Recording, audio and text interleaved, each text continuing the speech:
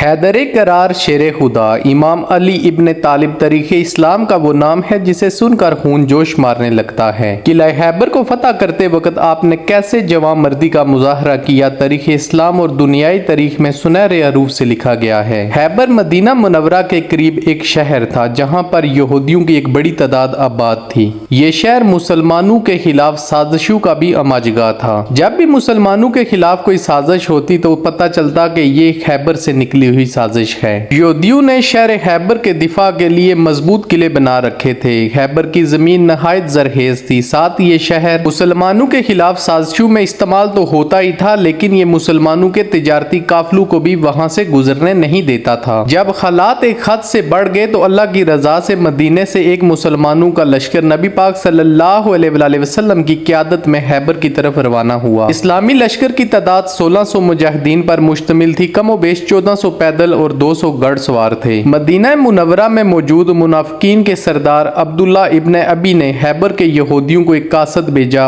और इस लश्कर के आने की खबर दी और साथ लिखा कि तुम तादाद और साजो सामान में बढ़तरी रखते हो, घबराना नहीं, लड़ना। खबर मिलते ही यहूदियों ने तैयारी शुरू कर दी। जब इस्लामी लश्कर खैबर के नजदीक पहुंचा तो नबी पाक सल्लल्लाहु अलैहि वसल्लम ने एक मकाम पर पहुंचकर अल्लाह से फतह की दुआ की। दुआ करने के बाद आपने एक लश्कर अबू बकर रजी अल्लाह ताला अन्हो की क़यादत में न किया। यहूदी जो पहले से ही तैयार बैठे हुए थे, उन्होंने अपने किलों का दिफा मजबूती के साथ किया। इन्होंने मुसलमानों पर तीरों और पत्थरों की बारिश कर दी, जिसकी वजह से मुसलमान पेशकदमी न कर सके और लश्कर वापस एक बार की नाकामी के बाद नबी पाक सल्लल्लाहु अलैहि वसल्लम ने दूसरी बार मुहिम जोई के लिए हजरत उमर फारूक रजी अल्लाह ताला अन्हो की क़यादत में एक लश्कर रवाना किया, लेकिन फिर वही हुआ। तीरों और पत्थरों की बारिश में ये लश्कर भी पेशकदमी न कर सका और नाकाम वापस लौट आया। इसी तरह नबी पाक सल्लल्लाहु अलैहि वसल्लम ने यके बाद दीगरे दूसरे असहाब को भी लश्कर कशी के लिए सिपा सलार बनाकर भेजा, लेकिन सब के सब नाकाम वापस लौट आए। ये सख्त आजमाइश का दिन था। असहाबे रसूल में मायूसी छाई हुई थी। नबी पाक सल्लल्लाहु अलैहि वसल्लम ने अल्लाह पाक से दुआ की और अपने हैमा मुबारक से बाहर आए और सहाबा से यूं मुखातब हुए, कल हमारी फतह का दिन होगा अल्लाह के हुक्म से। कल मैं एक ऐसे शख्स के हाथ में झंडा दूंगा जो अल्लाह और उसके रसूल से मोहब्बत करता है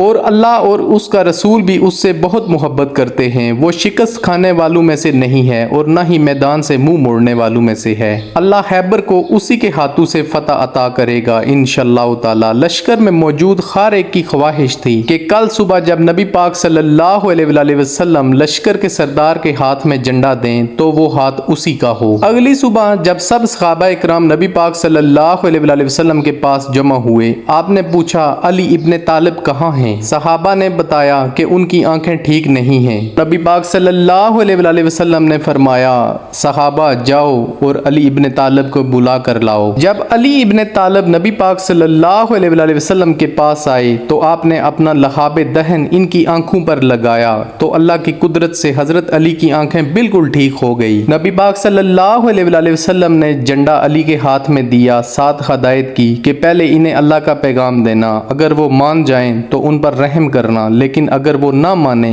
तो फिर उन पर हमला कर देना। हजरत अली लश्कर लेकर रवाना हुए, यहूदियों को इस्लाम की दावत दी, जिसका जवाब यहूदियों ने तीरों और पत्थरों से दिया, जैसा कि वो पहले भेजे गए लश्करों को जवाब दे चुके थे। यहूदियों का सरदार मरहब किले से बाहर आया जो जंगी साजो सामान से लेस था। मरहब जैसा कि उस दौर में रवाज था कि जंग शुरू होने से पहले जंगी तराने पढ़े जाते थे, तो मरहब ने भी जंगी तराना पढ़ना शुरू किया कि हैबर मुझे जानता है, मैं मरहब हूँ 100 के बराबर अकेला।